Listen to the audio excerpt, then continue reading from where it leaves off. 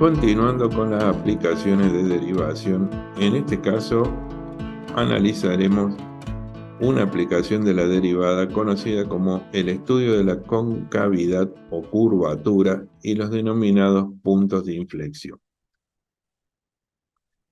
Primero analizaremos el concepto que encierra la concavidad o también denominada curvatura. La concavidad o curvatura representa la manera en la que la gráfica se comporta con relación al eje de las y. Es decir, en el estudio gráfico de una función, como el que vemos en el ejemplo, nosotros podemos ver que hay partes de la curva en donde es como si el gráfico se cerrara hacia arriba, en tanto que hay otras partes de la gráfica donde podemos observar que el gráfico se cierra hacia abajo. A esto es a lo que se lo denomina curvatura o concavidad. Se dice que una curva tiene curvatura positiva o es cóncava cuando está por encima de las rectas tangentes a la gráfica en los puntos en los que tiene este comportamiento. Por el contrario, podemos decir que se denominará de curvatura negativa o convexa cuando está por debajo de las rectas tangentes. Por otro lado, hablábamos de analizar la forma en la que la curva se comporta con relación al eje de las ordenadas. Vemos que en los lugares donde la curvatura es positiva y la gráfica está por encima de las rectas tangentes, es como si la curva se cerrara hacia la dirección positiva del eje Y, por lo cual es razonable este término de curvatura positiva. Mientras que en el caso en el que la curva estaba por debajo de las rectas tangentes, es como si el gráfico se cerrara o se dirigiera hacia los valores negativos de Y. Por este motivo diremos que la curva es de curvatura negativa.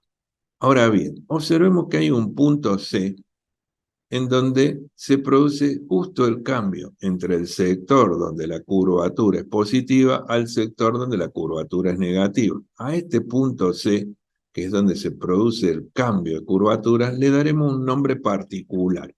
Lo denominaremos punto de inflexión.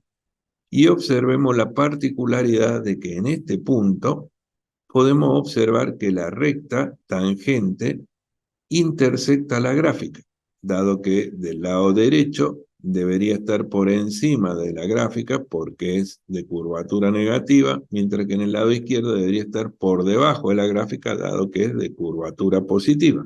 Conclusión, en los puntos de inflexión son los puntos donde se produce el cambio de curvatura y la particularidad geométrica es que la recta tangente intersecta a la gráfica. Ahora bien, vamos a analizar cómo se puede estudiar la curvatura en una función genérica. Para analizar esto, vamos a hacer lo siguiente.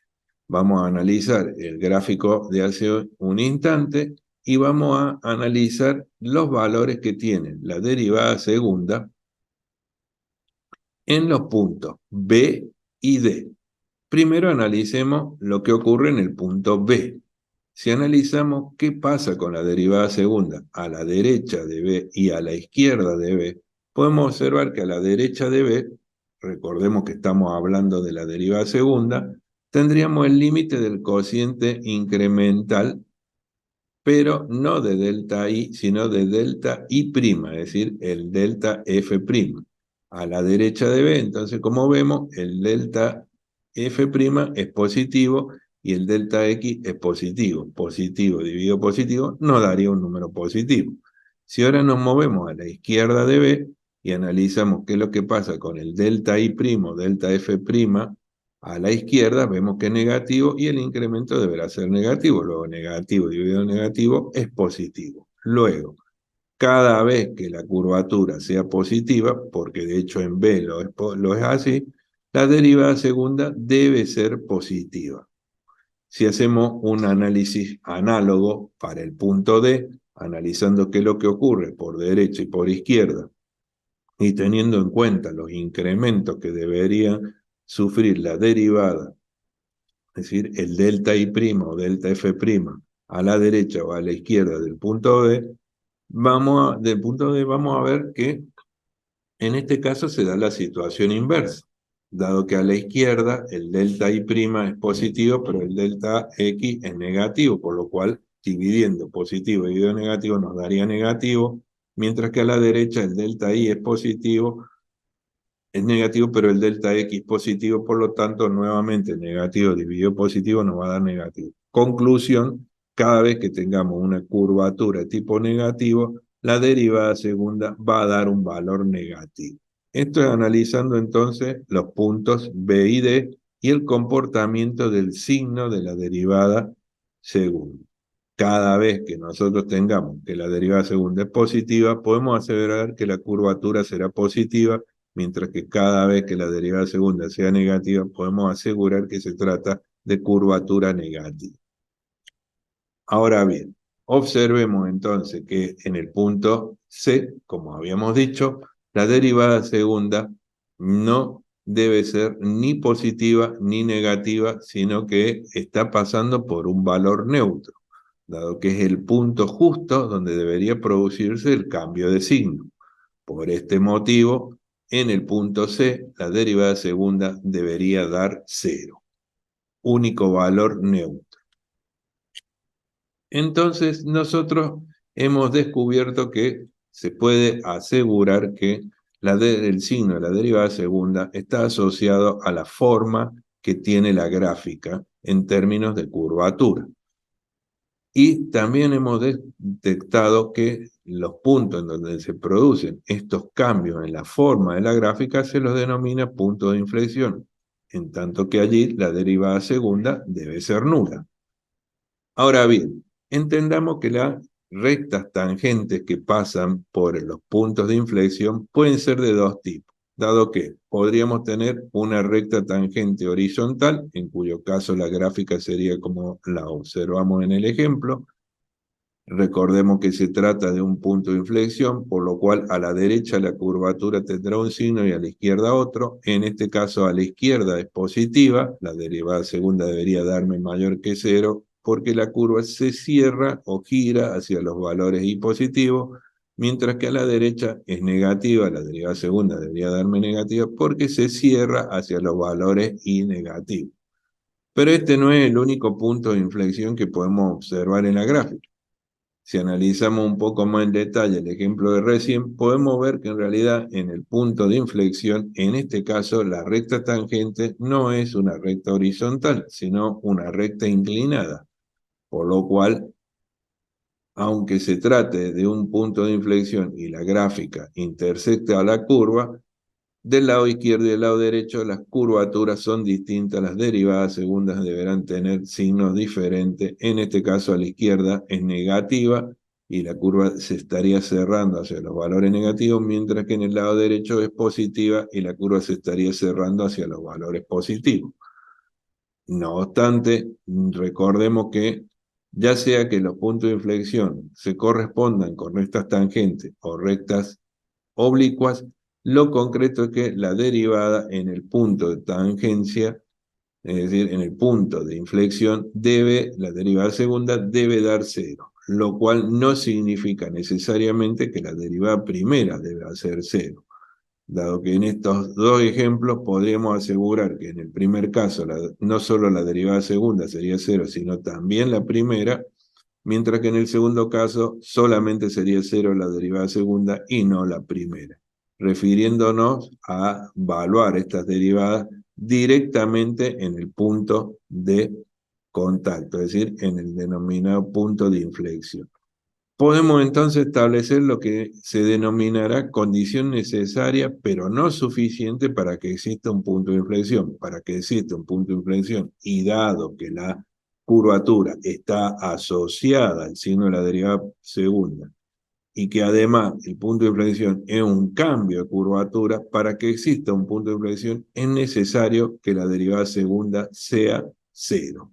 Valuada en ese punto, es imprescindible cumplir con esta condición, denominada condición necesaria. Obviamente no es suficiente y ya veremos por qué. Para saber concretamente cómo o asegurarnos entonces de que se trata de un punto de inflexión y no otra cosa, deberemos hacer como previamente hicimos al estudiar los extremos relativos, encontrar una condición suficiente. La condición suficiente y que nos asegura que el punto que nosotros estamos estudiando se trata de un punto de inflexión es el hecho de que la derivada tercera evaluada en ese punto, la derivada siguiente en este caso, debe darme distinto de cero. Aquí no importa si es positivo o negativo, como ocurrió en el estudio de los extremos relativos, sino simplemente distinto de cero. De esta manera, entonces, podemos establecer las siguientes particularidades. Cuando tenemos un punto de inflexión de tangente horizontal, como en este caso, veremos que la derivada primera evaluada en ese punto me da cero, dado que la recta tangente es horizontal. Veremos que la derivada segunda me da cero, porque se trata de un punto de inflexión, pero observaremos que la derivada tercera evaluada en ese punto no me da cero. Por el contrario, si analizamos lo que pasa en el caso de los puntos de inflexión de tangente oblicua, podemos decir que la derivada primera evaluada en ese punto no me dará cero, dependiendo el valor que me dé, si es positivo o negativo, a cómo sea la inclinación de la recta tangente en particular. La derivada segunda sí debe darme cero, porque es la condición necesaria, mientras que la derivada tercera no me debe dar cero. Esto siempre y cuando nosotros podamos llegar a estas conclusiones vía el hecho de que tengamos en cuenta que el evaluar a las sucesivas derivadas no siempre me asegura que los resultados sean como lo esperado, es decir, no siempre voy a tener soluciones de este tipo, por lo cual habrá que extender un poco más este análisis a posibles situaciones diferentes. Esto es, ¿qué pasa si yo tengo una situación en la cual valúo a la función en un punto, valúo las sucesivas derivadas de la función en ese punto y me encuentro que son o se anulan de manera, digamos, progresiva? Esto es, la derivada primera me da cero, evaluada en x0, la segunda también, la tercera también, la cuarta también. Entonces, ¿cómo puedo discriminar si se trata de un punto de inflexión o un punto máximo o mínimo? Ya vimos en el estudio de los extremos relativos las denominadas condiciones necesarias y suficientes generalizadas. Extendamos este concepto para el caso en el que haya una anulación de las sucesivas derivadas a los puntos de inflexión. Podemos decir entonces que para que existan puntos de inflexión, la condición generalizada dice que la derivada segunda debe anularse, dado que es la condición necesaria, y la siguiente derivada que no se anule debería ser de orden impar. Entonces, si tenemos una situación como la presente, en la que tenemos una serie de derivadas sucesivas nulas, tenemos que controlar si se trata de la primera derivada nula y la primera que no sea la primera derivada nula y la primera que no sea nula es de orden par, podrán ser máximo o mínimo según sea el resultado. Si la primera derivada es o no nula, pero la segunda lo es decir, se anula la segunda derivada y después se anulan sucesivamente, de tal manera que la primera derivada que no se anula es de orden impar, entonces podemos tener o estar en presencia de un punto de inflexión. Con esto hemos analizado entonces otra de las posibles aplicaciones del cálculo diferencial. Tengamos en cuenta que el hecho de conocer la curvatura nos permite ahora verificar algunos cálculos que nosotros podamos haber hecho previamente con la derivada. Esto es, si yo he calculado que en una coordenada particular del dominio de la función existe un máximo, debe ser o debe coincidir que en esa coordenada la curvatura sea de tipo negativa, dado que de otra manera no sería verificable. Por el contrario, si yo he calculado que en una coordenada particular existe un mínimo, con la curvatura podría ratificar o verificar eso, dado que la derivada segunda en ese sector debería darme de tipo positiva. Esto es, los máximos deberían estar en aquellos sectores donde la curvatura es negativa, mientras que los mínimos deberían estar en aquellos sectores donde la curvatura es positiva. Nada más, muchas gracias.